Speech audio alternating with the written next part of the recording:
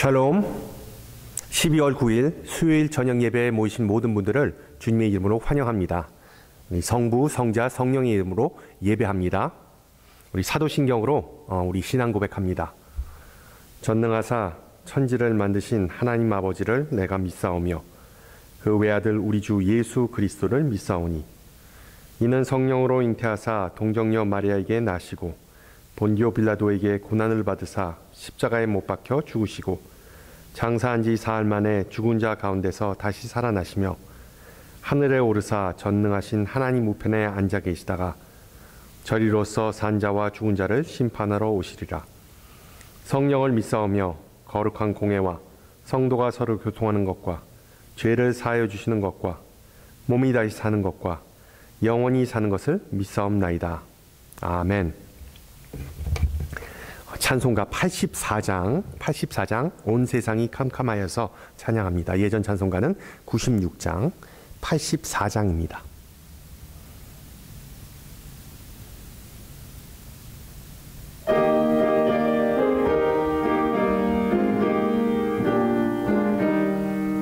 온 세상이 캄캄하여서 참 빛이 없었더니 그 빛나는 영광 나타나 온 세상 빛이었네.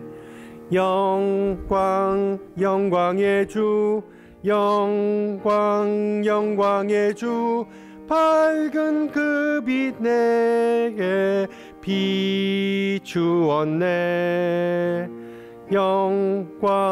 영광의 주, 영광의 주, 이 세상의 빛은 오직 주 예수님.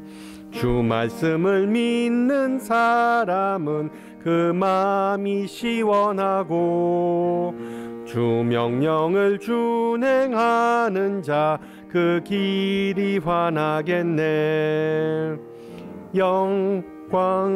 영광의 주, 영광의 주, 밝은 그 빛 내게 비추었네.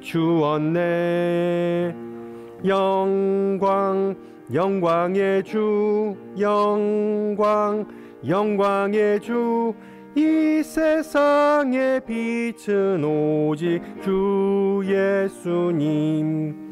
죄 가운데 사는 사람은 그 눈이 어두워도 그 죄악을 씻는 날에는 그 눈이 밝아지네.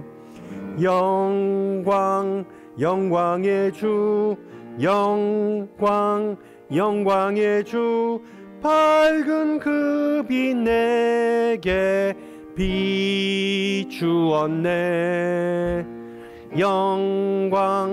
영광의 주, 영광의 주, 이 세상의 빛은 오직 주 예수님. 아멘.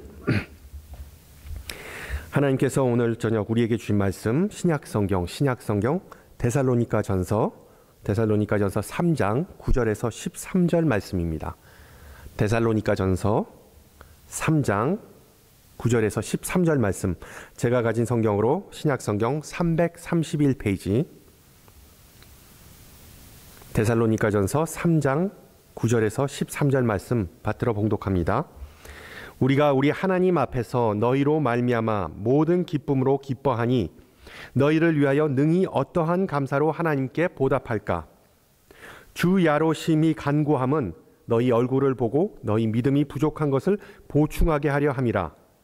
하나님 우리 아버지와 우리 주 예수는 우리 길을 너희에게로 갈 수 있게 하시오며 또 주께서 우리가 너희를 사랑함과 같이 너희도 피차간의 모든 사람에 대한 사랑이 더욱 많아 넘치게 하사 너희 마음을 굳건하게 하시고 우리 주 예수께서 그의 모든 성도와 함께 강림하실 때에 하나님 우리 아버지 앞에서 거룩함에 흠이 없게 하시기를 원하노라.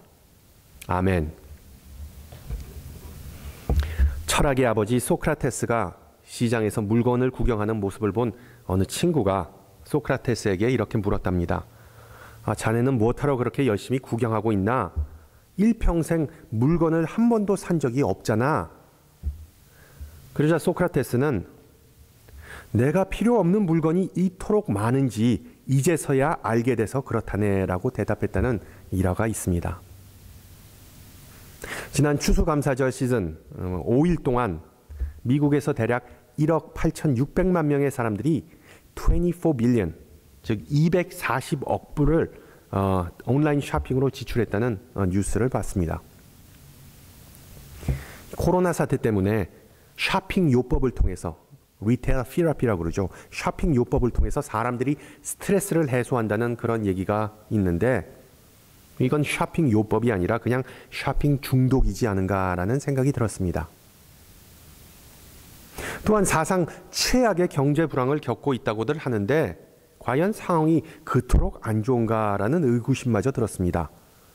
돈을 펑펑 쓰는 사람들이 있는 반면에 직장을 잃거나 푸드뱅크 앞에 긴 줄을 서거나 심지어는 집에서 쫓겨나는 세입자들의 이야기를 들으면서 이게 지금 미국이라는 같은 나라의 얘기인가도 싶으면서 참 심란하기도 했습니다. 연말은 쇼핑객뿐만 아니라 모든 이들에게, 특히 우리 신앙인들에게 기쁘고 뜻깊은 시즌입니다. 그런데 제가 젊었을 때부터 들었던 크리스마스에 관한 많은 설교들은 기쁨보다는 이 심란한 마음을 대변하는 그런 설교들이 주를 이루었습니다. 예를 들어 이 크리스마스의 주인공은 예수님이 아니라 산타 할아버지가 되어버렸다. 크리스마스에는 찬양과 예배가 아닌 흥청망청 술 먹고 즐기는 파티와 송년회가 주를 이룬다 등등. 물론 다 맞는 얘기였지만 예전에 그런 설교를 들으면 별로 마음에 와닿지가 않았습니다. 개인적으로 산타 할아버지를 믿기에는 벌써 나이가 너무 들어버렸고 송년회 가서 술 먹고 놀지도 않았기 때문이죠. 그렇지만 대강절의 참된 의미를 되새겨 봐야 한다는 점에 있어서는 정말 공감이 가는 그런 설교였습니다. 대강절은 기본적으로 사랑의 시즌인데 우리 마음속에 귀하고 변하지 않는 하나님의 사랑이 없으면 곧바로 공허함을 느끼게 됩니다. 그래서 시간이 지나면 다 없어질 이 세상의 것들로 마음의 빈 곳을 자꾸 채우고자 하죠. 반대로 우리 마음에 그리스도의 영이 거하시면 가장 귀하고도 값을 매길 수 없는 선물이 우리에게 주어진 사실을 알기 때문에, 감사하기 때문에 오직 예수님만을 외치고 그리고 찬양하게 되는 것입니다.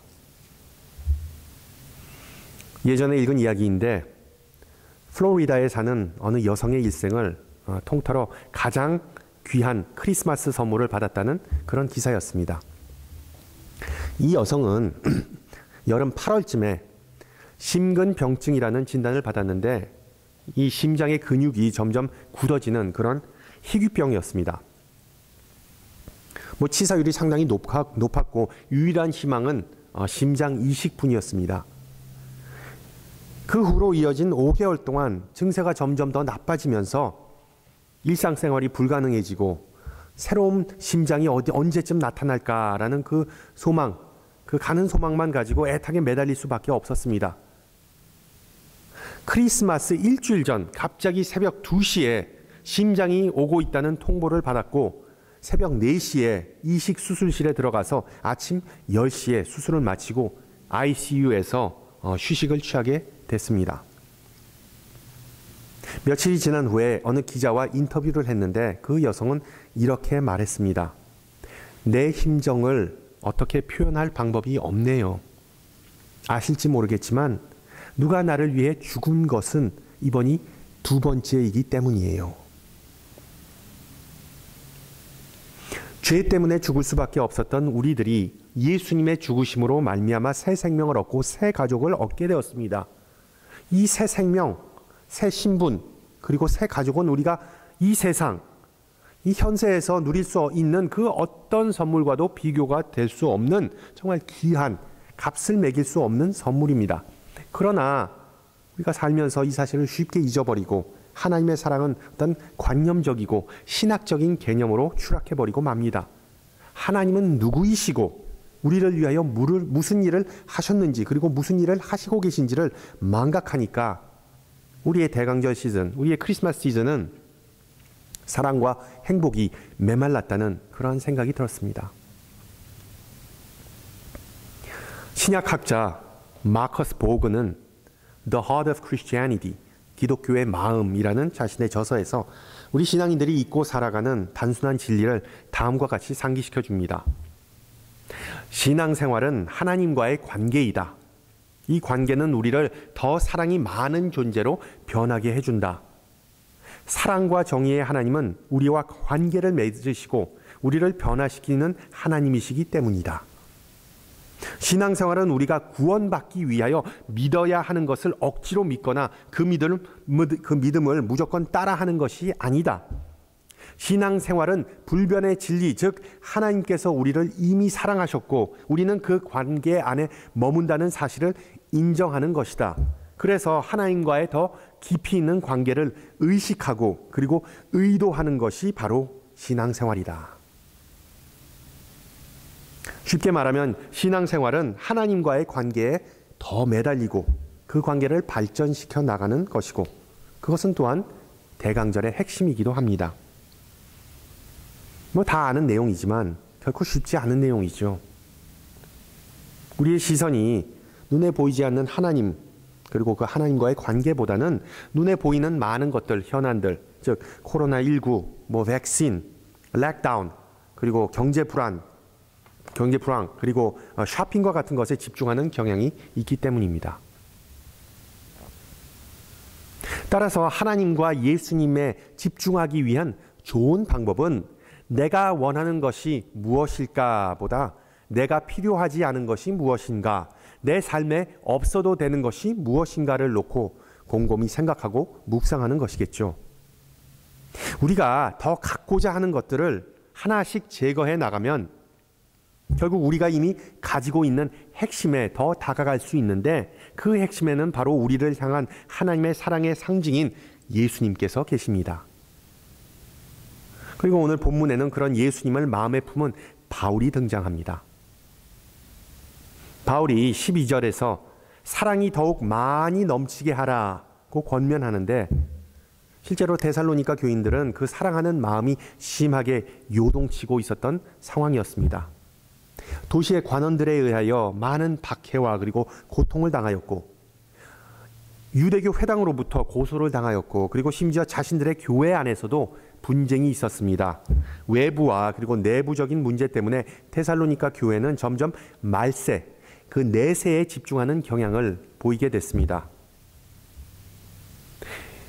이제 곧 시판될 코로나 백신을 어떤 판도를 변화시킬 게임 체인저라고 말하는데 게임 체인저. 예수님의 재림만이 게임 체인저가 될 거라는 그 믿음이 커지면서 이 데살로니가 교인들의 신경은 오직 재림의 때에만, 예수님의 강림의 때에만 쏠리게 되었습니다.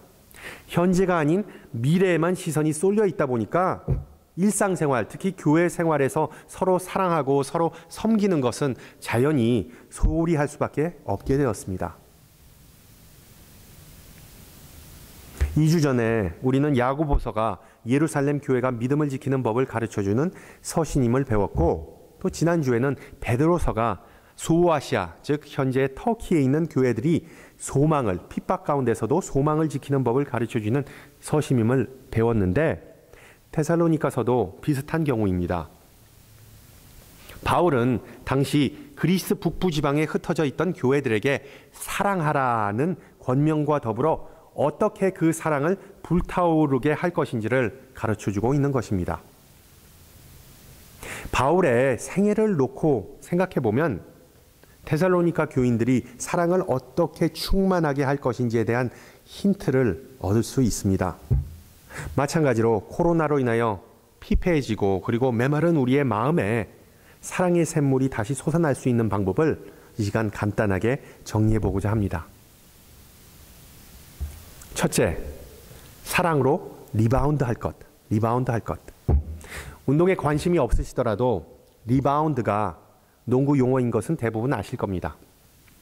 이 슈팅한 공이 이 백보드에 아니면은 릭에 맞고 튕겨져 나오면 그 공을 먼저 잡는 것을 확보하는 것을 리바운드라고 하는데, 이 농구에서 리바운드는 득점만큼이나 중요하고 공수 전환에 결정적인 역할을 합니다. 리바운드는 두 번째 세컨드 찬스이자 리바운드를 많이 잡아내는 팀이야말로 항상 공격을 할 수 있는 권한을 획득하게 됩니다. 반대로 리바운드를 뺏기는 팀은 계속해서 수비적으로 몰리게 되고 주도권을 뺏길 수밖에 없습니다. NBA 역사상 가장 리바운드를 잘한 선수들의 랭킹을 보면 윌 챔버레인, 빌 러셀, 카림 압둘 자바르와 같은 전설적인 그런 선수들이 있습니다. 이들 대부분은 키가 상당히 컸기 때문에 팀에서 리바운드를 가장 쉽게 잡아낼 수 있었죠. 그러나 키가 비교적 작은 선수들도 리바운드를 잘했는데 시카고 불스의 데니스 로드맨이라는 선수가 가장 좋은 예입니다. 평상시에는 항상 눈에 띄는 그런 패션과 돌출적인 행동을 일삼는 선수였지만 코트에서는 항상 악착같이 몸싸움을 마다하지 않고 볼을 향해 몸을 던지고 그리고 팀을 위해 마당새 역할을 하는 그런 헌신적인 선수였습니다.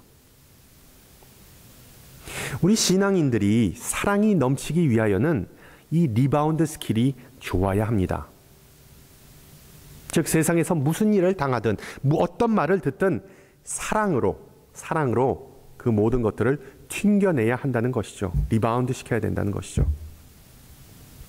그런 면에 있어 사도 바울은 정말 rodman과 같은 사랑의 리바운드의 대가 전문가였습니다.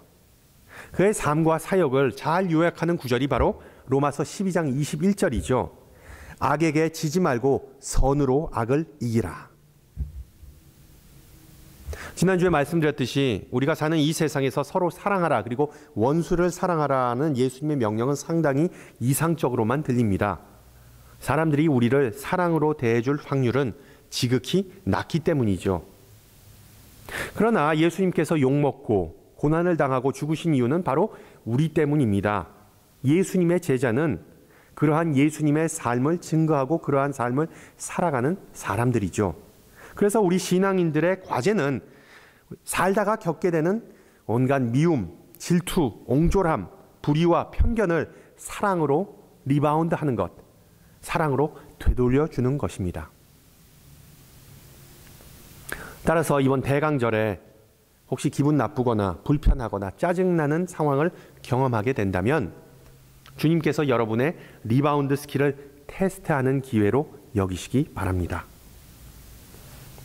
우리가 잘 아는 사람일수록 사랑으로 리바운드하기 쉽지만 아예 안면이 없거나 익숙하지 않은 사람들에게는 사랑으로 리바운드하기란 쉽지가 않습니다.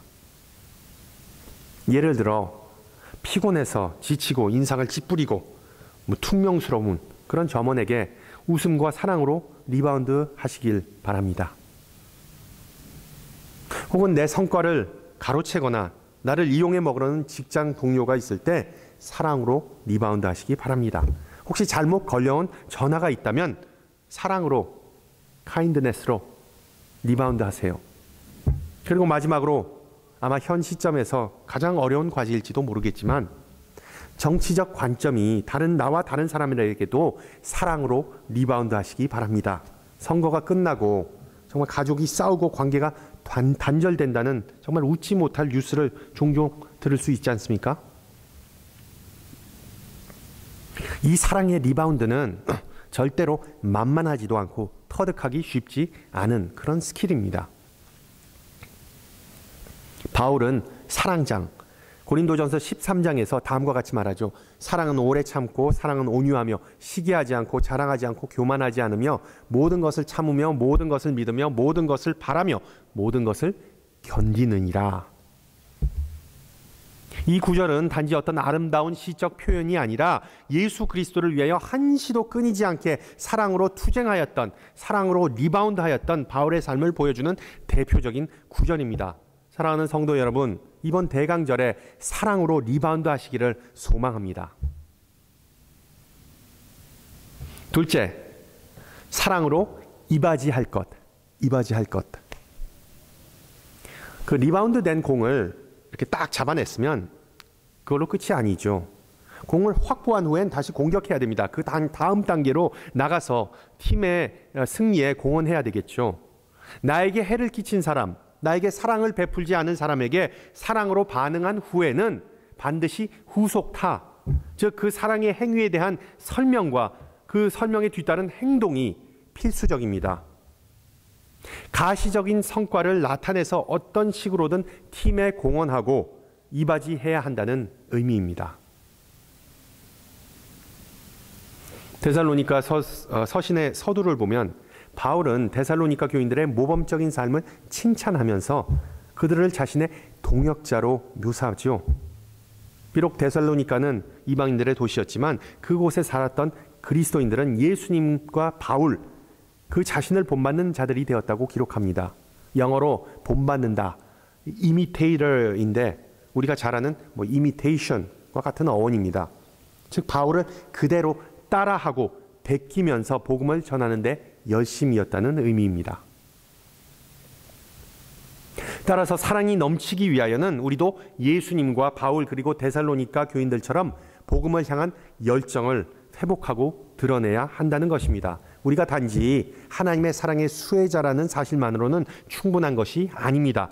예수님 덕분에 우리의 미래가 완전히 변화했고 우리의 과거가 보혈로 정결케 되었다는 사실만으로 충분한 것이 아닙니다. 우리는 그 사랑의 진리에 이바지해야 합니다. 합력하여 선을 이루어야 합니다. 즉 그 사랑을 우리의 삶으로 드러내야 한다는 것이죠. 그러기 위해서는 단순히 말이 아닌 행동, 액션, behavior가 수반되어야 합니다. 그 사랑을 서로 나누기 위하여는 반드시 희생, sacrifice가 필요합니다.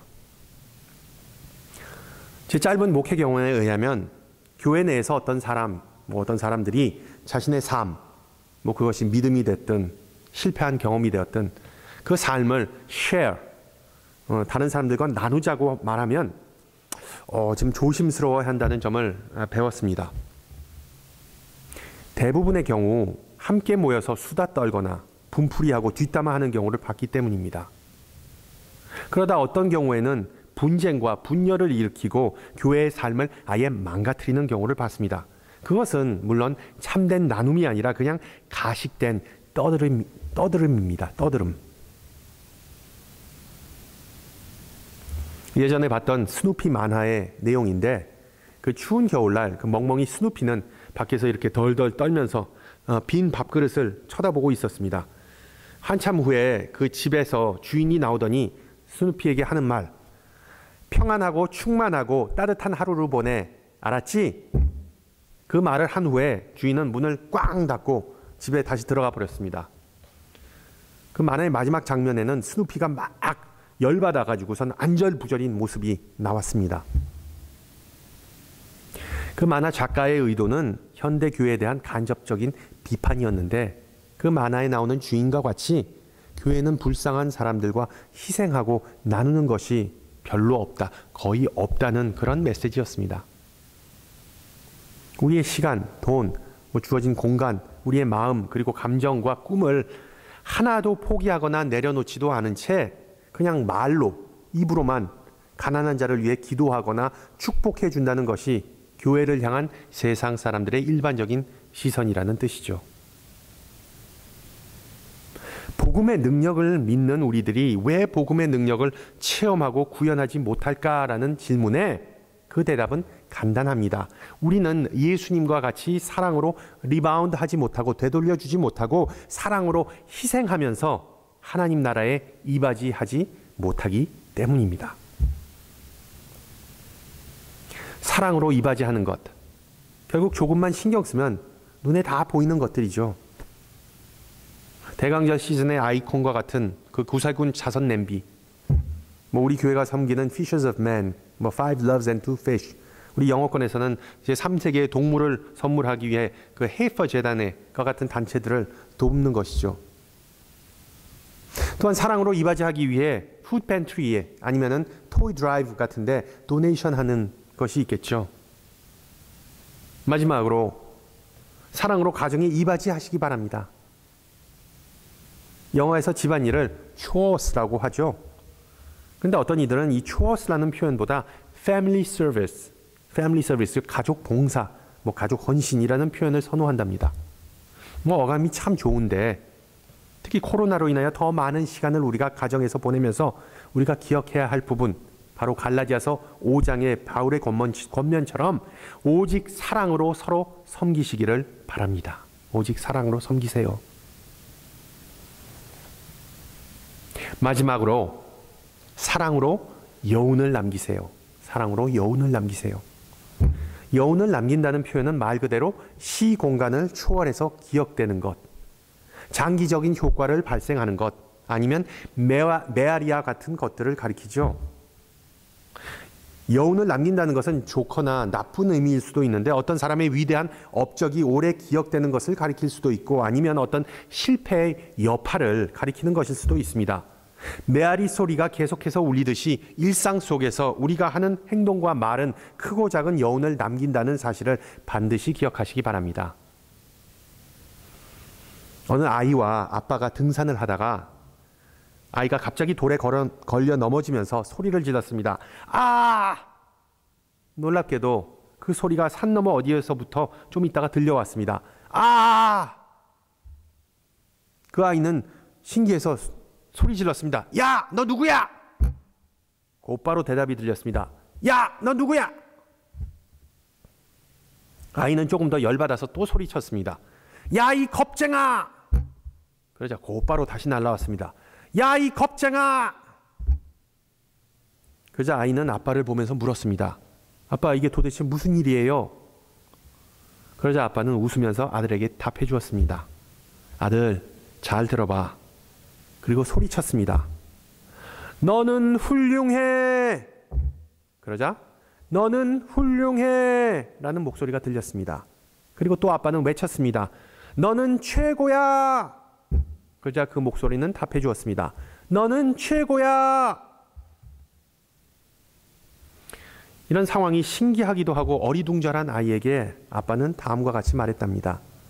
이것은 메아리 또는 여파라고 하는데 또 다른 말로 인생이라고 부른단다. 인생.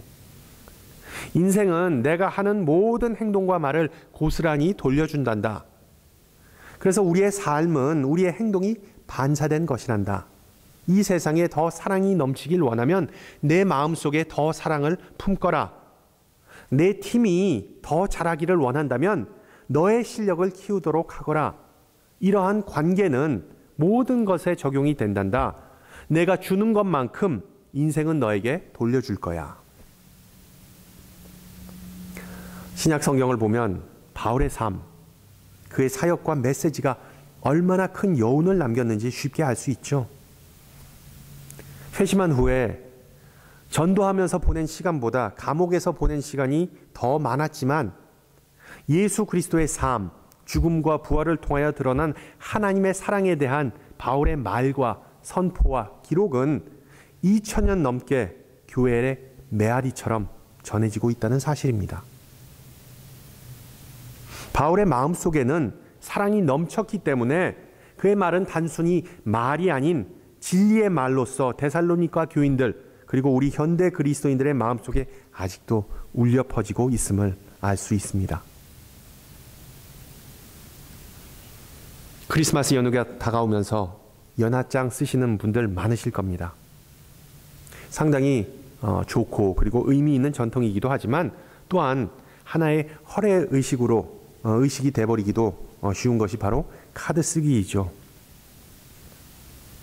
저도 카드를 쓸 때 어떻게 하면 손이 아닌, 기계적으로가 아닌 정말 감정을 담아서, 마음을 담아서 마음으로 글을 쓸 수 있을까를 고민하는 적이 있습니다. 많은 분량의 편지를 남긴 사도 바울은 적어도 그런 고민을 한 적은 없었겠죠.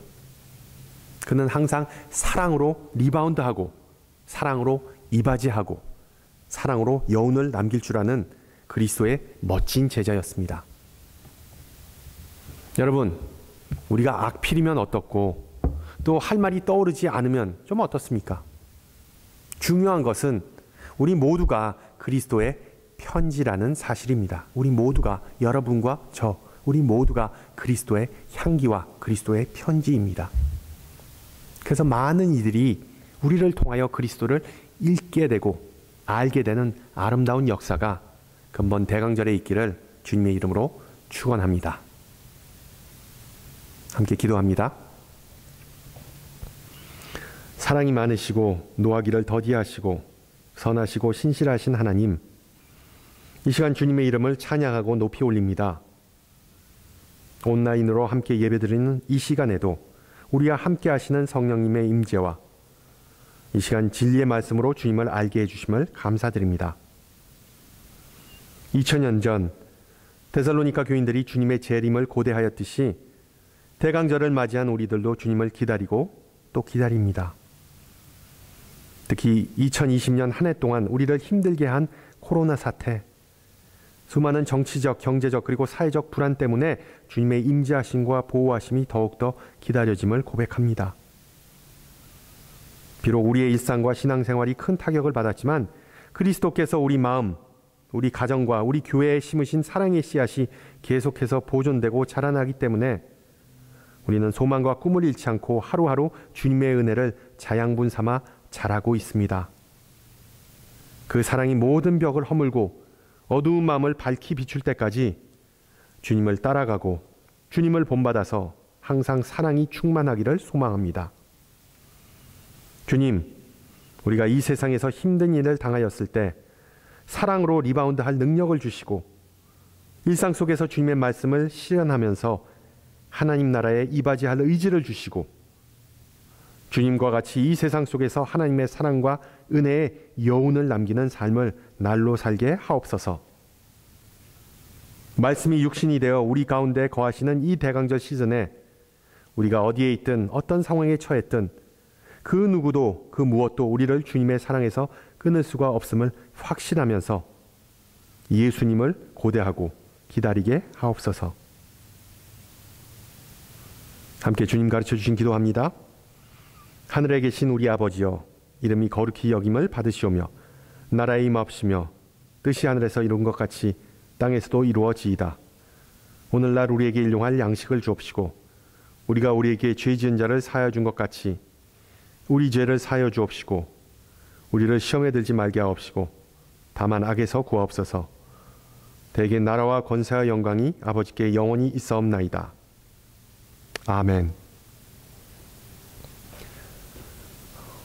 지난 주일에 교회에 물을 가지고 와서 많은 교인분들이 물을 가지러 오신 것을 보면서 또 오랜만에 교인들을 만나서 참 좋았습니다.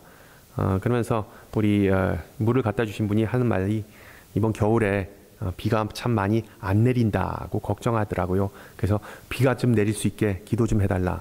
우리가 다시 또 다음 여름에 산불 때문에 또 그리고 또 물이 없어서 또 그런 어려움을 겪는 그런 생각이 들었는데, 여러분 이 대강절에 주님께서 정말 비를 내려주시고 또한 우리 심령에 은혜의 단비를 듬뿍 내려주셔서 우리가 정말 기쁨과 그리고 평화와 사랑과 이 모든 것들이 다 넘치는 그런 아름다운 대강절이 되기를 소망합니다. 한 주 동안 평안하시고요. 강건하세요. 다음 주 이 시간에 뵙겠습니다.